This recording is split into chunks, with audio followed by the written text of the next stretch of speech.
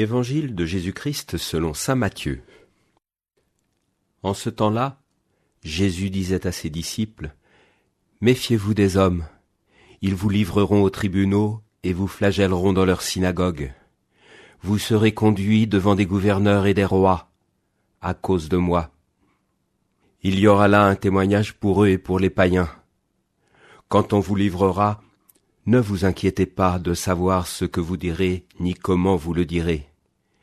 Ce que vous aurez à dire vous sera donné à cette heure-là. Car ce n'est pas vous qui parlerez, c'est l'Esprit de votre Père qui parlera en vous. Le frère livrera son frère à la mort, et le père son enfant. Les enfants se dresseront contre leurs parents et les feront mettre à mort. Vous serez détestés de tous à cause de mon nom, mais celui qui aura persévéré jusqu'à la fin, celui-là sera sauvé. » Le ton devient grave très vite au lendemain de Noël, ce 26 décembre, où nous fêtons le martyre de saint Étienne. Au début du christianisme, les persécutions de l'Église ont tout de même duré 3 siècles, 300 ans, 10 générations de chrétiens réprimés. C'est long, même avec quelques interruptions. L'Église ne s'est pas fondée par une conquête militaire lancée par son fondateur, mais après la mort et la résurrection du Christ sur le sang des martyrs, nous le savons. Il a fallu attendre le IVe siècle pour que cela cesse et que la solennité de Noël gagne en importance. L'Église a voulu alors regrouper autour de la crèche ses plus grands saints, au nombre desquels les saints innocents, mais aussi saint Étienne. Elle ne pouvait pas ne pas honorer Étienne, le premier parmi cette multitude de martyrs qui avaient témoigné de leur foi par leur chair et leur sang, alors qu'elle célébrait au jour de Noël notre Dieu qui se fait chair et sang. Mais désormais, cette période historique est bouclée. Pourquoi, surtout au temps de Noël, faudrait-il encore et toujours dramatiser à ce point l'existence chrétienne, comme aujourd'hui avec la figure du premier martyr ? Un peu de légèreté au lendemain de Noël, que diable ! Après la joyeuse naissance de Jésus, ne pourrait-on pas l'en remercier à meilleur marché ? Ne serait-il pas concevable plus simplement qu'on reçoive de Dieu avec reconnaissance une grâce que du reste on n'a pas exigée, sans devoir s'engager dans cette mémoire assez contrariante du martyr.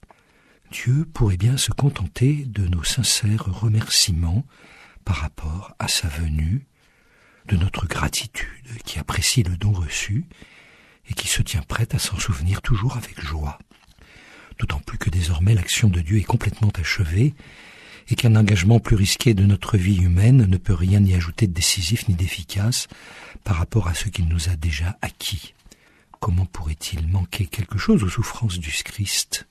N'est-ce pas une déclaration exagérée de Paul ?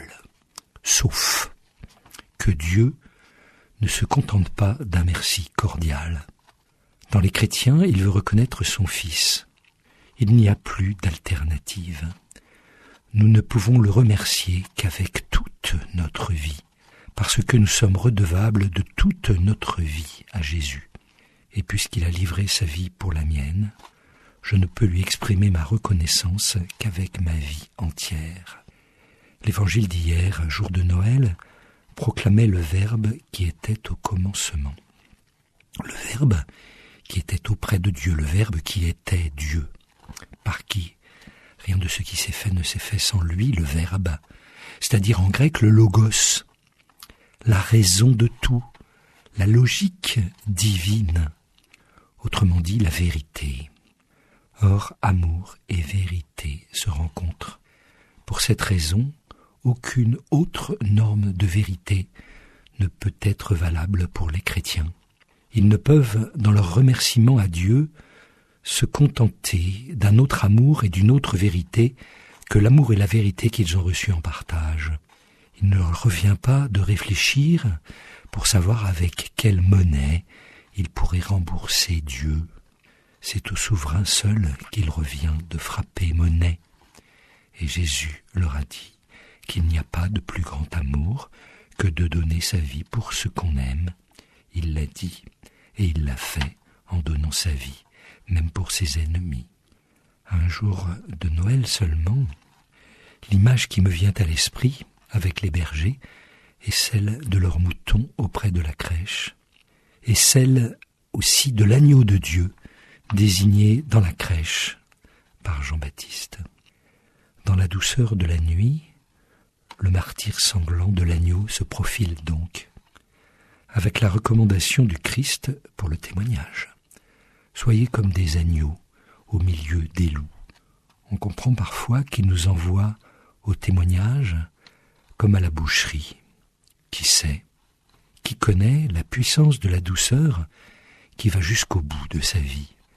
Car le prophète avait aussi annoncé ces jours d'aujourd'hui où le loup habiterait avec l'agneau et où le nourrisson s'amuserait sur le nid du serpent.